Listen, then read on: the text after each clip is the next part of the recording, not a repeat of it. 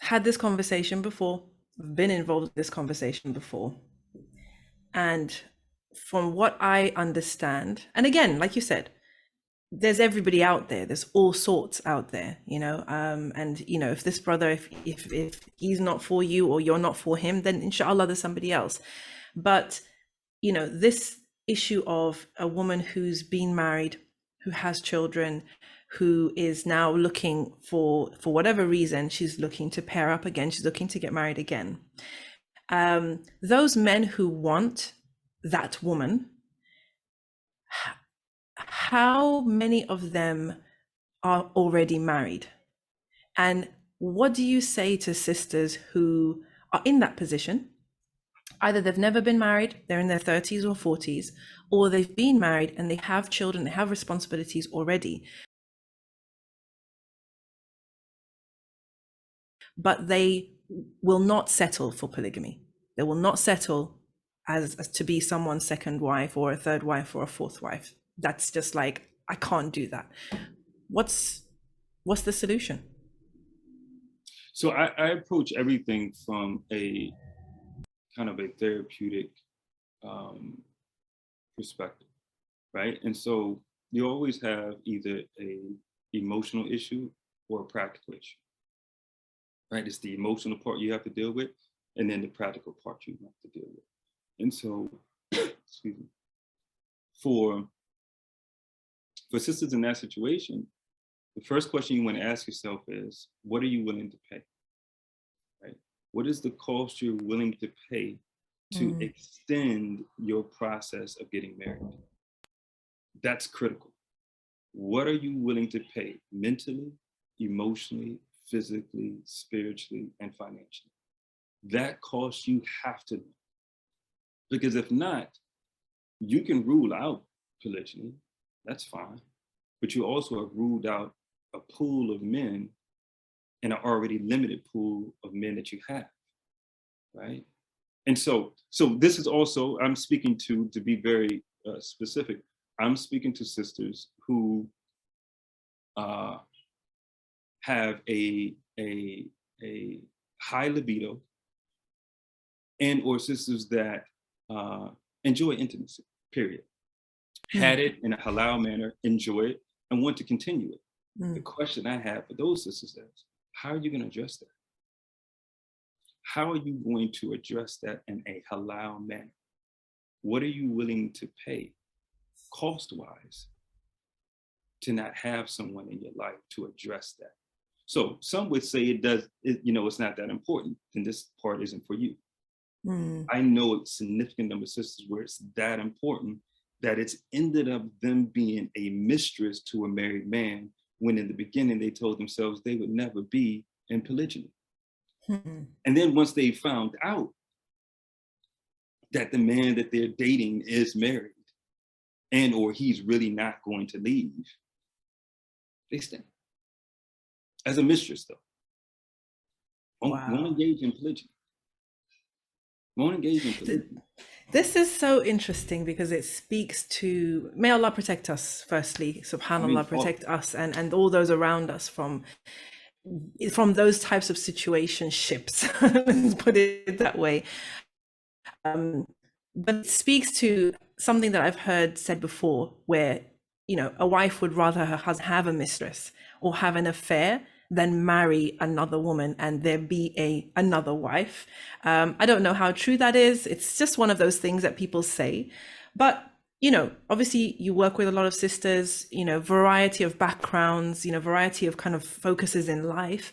But what are your observations of the marriage market amongst your constituency? Okay, so the people you're working with in this kind of modern Muslim age, what are your observations of what's going on out there? Brothers or sisters? Well, you can address the brothers first and then the sisters.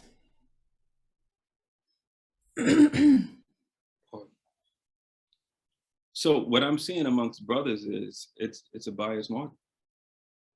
It's a buyer's market. I mean, it literally is. We got options. The brothers that I'm in contact with are brothers that are brothers of resources, are on their purpose. They're grinding, right? They believe in the law, but they believe in also getting the paper. And are they the high value men that we hear so much about? So what I would say is they are practicing Muslim men that are driven, focused, on purpose, and got paper. Right? Alhamdulillah, alhamdulillah. And risk is by Allah. You got to get out there and get it. And they're getting out there and getting it, right? And so what they're not willing to settle for, those that are not married, are sisters above 30. And they're in their mid-30s. They are, they're cut off. And I bring sisters to them. They're 24 to 28. It has to be exceptional for late 30s. I mean, for late 20s. For late 20s. Yeah. But the thing is, this is something I've seen on your page and elsewhere. I've seen, my sisters surprised by this. I've seen sisters upset by this and very, very much taking these types of requirements personally. And I know you've seen it too. And the thing that interests me is that it's happening everywhere. This is not a Muslim issue. This is globally women who are in their late 30s, in their 40s, who are looking to pair up, finding that all the men of their age group are not looking at them. They're looking younger, right? And of course, just like all the women out there, you can find them on TikTok, by the way, in case you don't believe me, but all the women out there who are saying, where have all the good men gone? Where are all the men, right? And why are none of these men taking me seriously? Can I please, before I forget, side note advice for sisters, please, if you go through a divorce, social media is not your friend. Social media. Say that again for the people in the back. Say that again for the people in the back, please. Friend, trust me.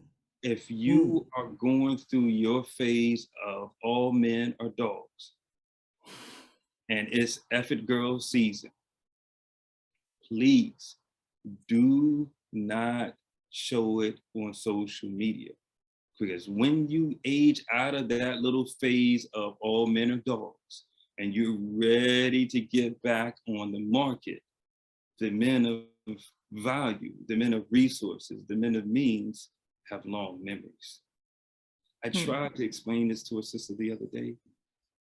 I saw over the course of the past year, I think she's gotten through a divorce, has a child, and now all of the stories on her thing that pops up is her in the club with the other girls.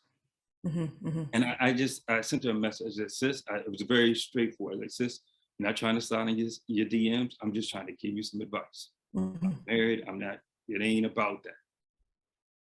If you're looking for quality men, let's talk. But the route you're going, what you're showing, you're not gonna find it there. Meaning, because it was an image of her up in the lounge and all that. Sad, and so I did this one time, and this was the first and the last time. I haven't done it again. I haven't tried sliding in to help.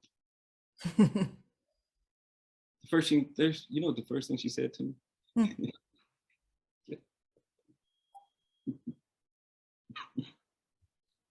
She said, send me some pictures.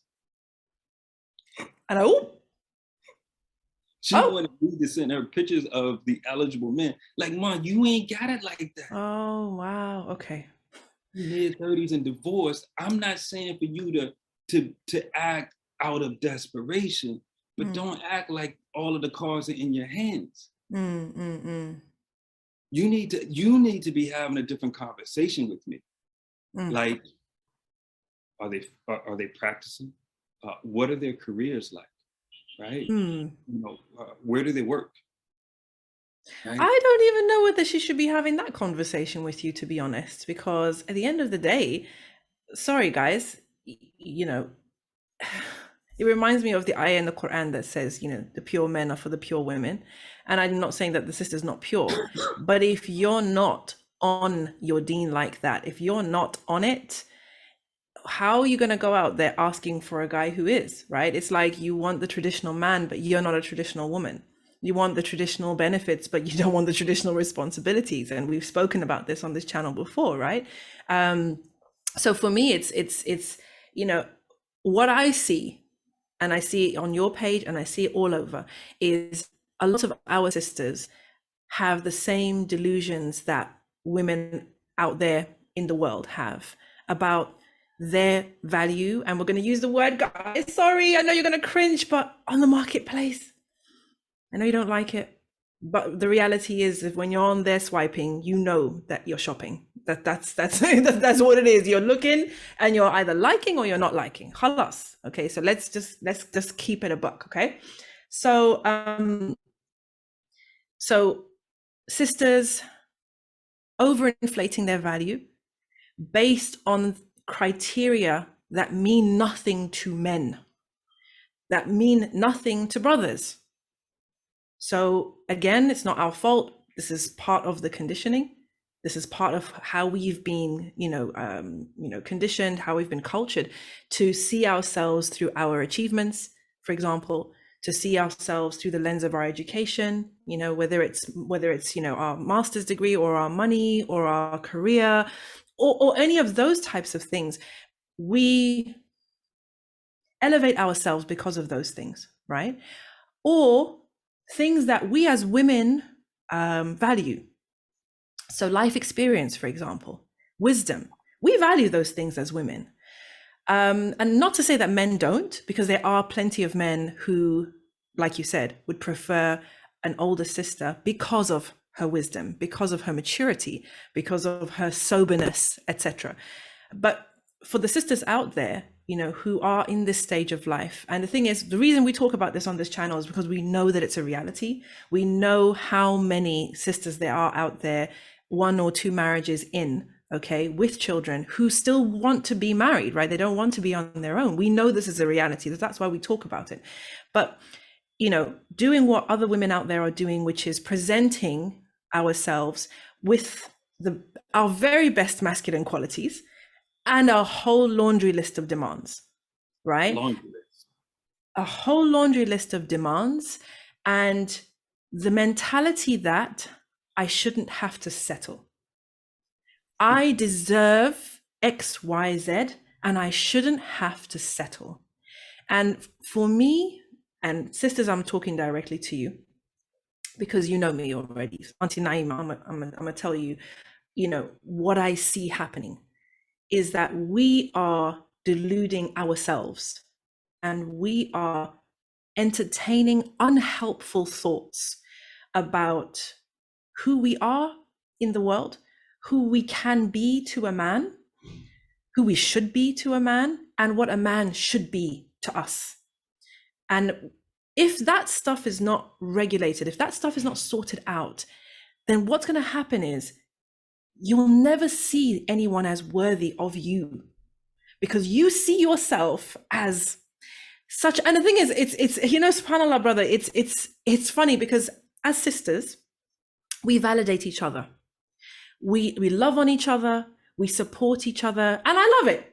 Sisters, we know you, we love it, right? We love the fact that our sisters are always going to have our back and they're going to always make us feel good. And they're always going to, keeping it a buck. Yes, we are. Because you didn't mention we lie to each other.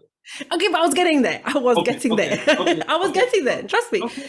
So in our spaces as sisters, we validate each other. We love on each other. We support each other. We lift each other up, right? Now, a part of that is, as you said, it is kind of lying to each other. It's also soft. Okay, so all right, lying. We call it what it is. Lying. Okay. We do lie to each other, and we soften, and we pander to each other, and we don't want our sisters to ever feel bad. And we don't want to say anything that's going to make, I don't want to say anything that's going to make my friend feel bad, feel like she made a mistake, like she's guilty of something. That's not sister code amongst Muslims. That's not what we do. And not to say that there are not sisters who, and if I can explain it this way, their motivation is fi sabilillah. Those are the only sisters that I've seen who will be honest with you, like honest with you, regardless of how you feel, they will say to you, sis, you're wrong. This, what you're doing right now, it's haram. Or the way that you're going right now, you're going to end up in a bad place. And they do that only for the sake of Allah. You know, it's only those sisters who they truly love you for the sake of Allah, and they're not, you know, they're not afraid to tell you the truth if that is what you need to hear. Most of us, we love each other because we love each other, right? So if our echo chamber is other sisters, and maybe all our friends are in a similar situation to us, the conversations that we have are conversations of validation, of support, of bigging you up, of elevating you, of lifting you up. But unfortunately, they are not conversations that are realistic or practical or truthful, because the truth hurts. And in this particular scenario, the truth hurts and it burns, because the fact of the matter is, as I said before, it's not a fairy tale. And none of these situations are, most of us are not in a place where we're holding all the cards. By this stage in life, we're not holding the cards. We don't have the perfect scenario. We don't have tick, tick, tick off any man's list, let alone a man ticking off our list. You know what I mean? So this is this is what I'm seeing from my side of things. There are other arguments to be made about, well, you know, the brothers are, I won't say what the other conversation is, because the other conversation is, as you said, we talked about social media, and we talked about, you know, women going through a divorce, having their little epiphany phase or the 304 phase, and it's online, right? It's all being broadcasted. And the thing is, what we're seeing with sisters is that we're doing the same thing. You know, and I want to speak to my sisters directly on this one, because if, for example, sis, you were on an app and you were speaking to someone, and for whatever reason it didn't work out, like Brother Nasir said, don't go online. Don't go and record a story.